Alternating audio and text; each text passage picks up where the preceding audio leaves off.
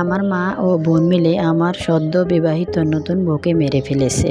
সদ্য বিবাহিত বউকে আমি বাসরাতেই বলে দিলাম, দেখো আমি আমার পরিবারকে আমার জীবনের চেয়েও বেশি ভালোবাসি। তারা যদি কখনো তোমাকে কিছু বলে তুমি কখনোই তাদের সাথে মুখে মুখে কথা বলবে না, মুখ বুজে সহ্য করে নেবে। তখন আমার নতুন স্ত্রী আমাকে সম্মতি জানায় মাথা নেড়ে। তখন আমি বলতেছি, আচ্ছা বলো তো তোমার নাম কি? তখন আমি একটু হেসে দিলাম, হেসে দিয়ে বললাম যে আপনি বিয়ে করে এনেছেন অথচ আপনার নামে জানেন না। মানুষ হাসলে যে এত সুন্দর লাগায় তাকে না দেখলে আমি বুঝতেই পারতাম না।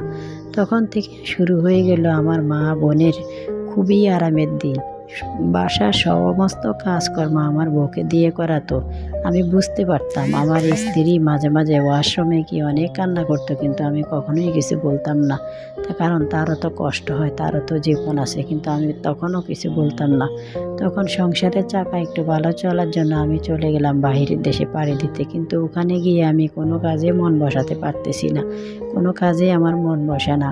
কেন জানি বুকের ভিতরটা আমার বউয়ের জন্য খুবই খারাপ লাগতেছে। তখন বাড়িতে ফোন দিলে আমার মা কখনোই আমার স্ত্রীকে ফোনটা দিত না, বলতো এটা সেটা বাহানা দিয়ে কাটিয়ে দিত। যা কিছুদিন পরে আমার মা আমাকে ফোনে জানালো যে আমি বাবা হতে চলেছি।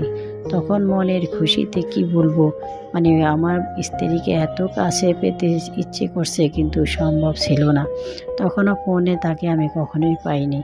তারপর একের পর এক এভাবে চলতে থাকে। আমার মা সব সময় আমার বউয়ের জন্য আমি আলাদা করে বাড়িতে টাকা পাঠাতাম, বেশি বেশি করে আমার মার কাছে টাকা পাঠাতাম, যেহেতু আমি বাবা হতে চলেছি। পৃথিবীর সব সুখ তখনই আমার কাছে লাগতো, মনে হয় যে আমি আকাশের চাঁদ হাতে পাবো এই আশায়।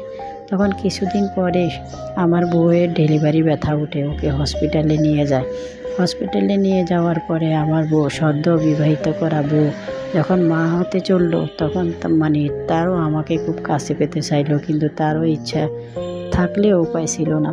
তখন ডাক্তার এসে তাকে জানায় যে আপনার মা মা সন্তান দুজনেই মারা গিয়েছে, দুজনের কেউ বেঁচে নেই। তো যখন আমার মা আমাকে ফোনে এই খবরটা আমাকে জানায়, মনে হয় যে আমার আকাশ ভেঙে পড়েছে আমার মাথায়। কি বলবো আর, তখন আর কি বলবো। কিছুদিন পরে বাড়িতে এসে আমি আমার ছেলে আর আমার স্ত্রীকে আবার জিয়ারত করে বাসায় ঢুকলাম। বাসায় ঢুকে যখন নিজের রুমে চলে গেলাম, কত স্মৃতি জড়িয়ে আছে এই রুমে। মনের ভিতরটা হু হু করে কেঁদে উঠলো যে আমি যদি আরও আগে আসতাম আমার স্ত্রীকে দেখতে পাইতাম। তখন আমি মনের ভুলে, অজান্তে আমি আমার স্ত্রীর আইডিটা লগ ইন করি। আইডিটা লগ ইন করে তো আমি কি দেখলাম, আমার মাথায় আকাশ ভেঙে পড়লো। দেখলাম অনেকগুলো SMS দেওয়া আছে অন্য আইডি থেকে, যে আমার শাশুড়ি আমাকে আমার বাচ্চা হওয়ার আগের দিনও আমাকে বাড়ির সমস্ত কাজ আমাকে দিয়ে করিয়েছে, এত কষ্ট দিয়েছে আমার শাশুড়ি আমাকে, ননদ মিলে বাসায় প্রকাশ করার মতো না। তখন আমি এগুলো দেখে আমার মা বোনকে কিছু না বলে আমি দৌড়ে চলে গেলাম ওই হসপিটালে, যে হসপিটালে আমার বউয়ের ডেলিভারি হয়েছিল। তখন ওখানে গিয়ে ডক্টরকে জিজ্ঞাসা করলাম যে আচ্ছা বলেন তো আমার বউয়ের কি হয়েছে। তখন ডক্টর আমাকে বললো যে আপনার বউয়ের আগে পানি ভেঙে যাওয়াতে বাচ্চা নষ্ট হয়ে গেছে। নষ্ট হয়ে যাওয়ার পথে আমি অনেকবার বললাম যে আপনি ওকে সিজার করান, তাহলে দুজনের একজনকে বাঁচানো যাবে না, কিন্তু তারা কোনো মতেই রাজি হলো না। তারা বলতেছে নর্মাল ডেলিভারি হবে।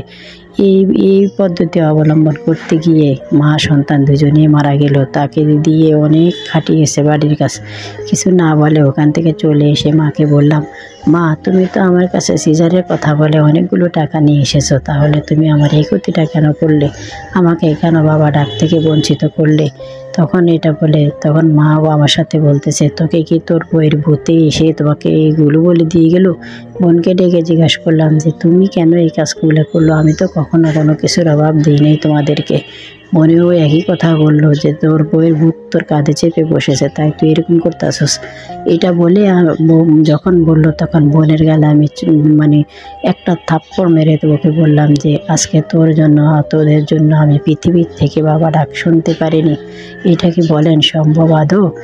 এইভাবে আমি কথা বলে তাদেরকে দুজনের সাথে আর কিছু না বলে আমি চলে গেলাম। যাওয়ার সময় মাকে বললাম, মা, তুমি যেরকম আমাকে সন্তান হারা করেছো, আজ থেকে তুমি মনে করো আর তোমারও সন্তান এই পৃথিবীতে নেই, আমিও চলে গেলাম।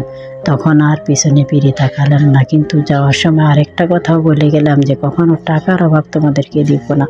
যদি কখনো বুঝো যে টাকা দেওয়া বন্ধ হয়ে গিয়েছে, তাহলে মনে করবে তোমাদের সন্তান, তোমার ভাই এই পৃথিবী থেকে আর নেই।